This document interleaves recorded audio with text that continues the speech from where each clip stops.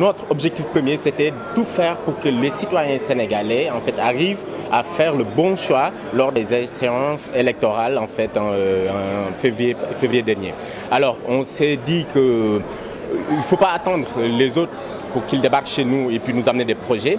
Il ne fallait pas aussi non plus compter sur le monde journalistique parce qu'ils étaient tous occupés à faire des reportages et à faire autre chose comme ils l'ont toujours fait. L'outil qu'on maîtrise, c'est Internet. L'outil que nous maîtrisons et qui ne demande pas d'argent, qui ne demande pas aussi un financement, c'est toujours Internet. Alors il fallait travailler avec Internet.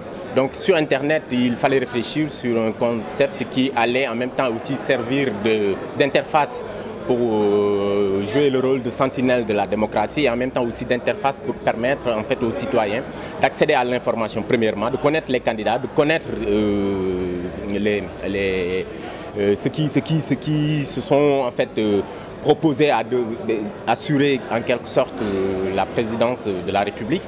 Après, il fallait jouer un autre rôle qui permettait à chaque citoyen aussi de s'impliquer de façon citoyenne, entre guillemets, pour le processus ou pour toutes les questions qui concernent en quelque sorte le processus électoral au Sénégal. Alors la plateforme s'appelle Sunu 2012. Sunu, c'est un nom wolof qui signifie notre, pour dire que 2012 nous appartient, nous citoyens, et non pas aux politiciens, ni aux candidats, ni au président qui sera élu.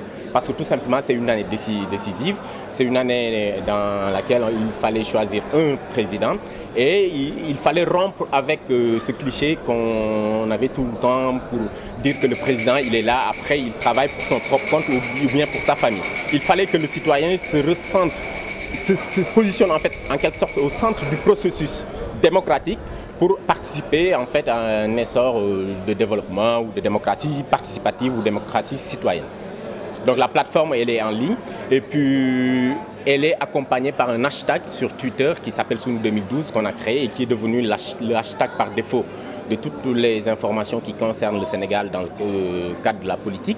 Et après, une page Facebook qui recentre en quelque sorte les informations et les dispatche sur les réseaux sociaux. Donc la plateforme, c'était en quelque sorte une interface pour organiser tout ça, mais il fallait compter sur la puissance des réseaux sociaux. Le fait de pouvoir partager une information à temps réel à une vitesse extraordinaire et pour toucher le plus grand nombre de gens à la fois. C'était une façon aussi de dire à ces politiciens-là que vous faites une campagne électorale, vous vous adressez aux Sénégalais, mais il y a aussi une partie de la population sénégalaise qui est connectée et qui demande à être informée par vous-même directement, soit par votre équipe, avec des informations vraies, fiables et vérifiables. Parce qu'il ne fallait pas plagier un programme ou bien juste balancer des chiffres comme ça qui ne sont pas du tout vérifiables. Et puis on a l'habitude de le voir en Afrique. Ce qu'on constate, c'est que souvent, lors des campagnes électorales, ce sont des promesses que les politiciens savent bien entendu qu'ils ne pourront pas du tout tenir. Quelqu'un disait que la politique, c'est mensonge entre guillemets. Et nous, on s'est dit qu'il fallait rompre et on utilise Internet pour permettre à ce dispositif de veille, de surveillance, de collecte d'informations, de vérification d'informations, de fact-checking en quelque sorte pour que ces politiciens-là aussi soient des acteurs en quelque sorte du contenu proposé et diffusé sur la plateforme. Et à partir de ce moment, le citoyen, il a la parole, puisque sur la plateforme, il y avait la possibilité de commenter et de porter des jugements ou bien même de balancer des feedbacks directs.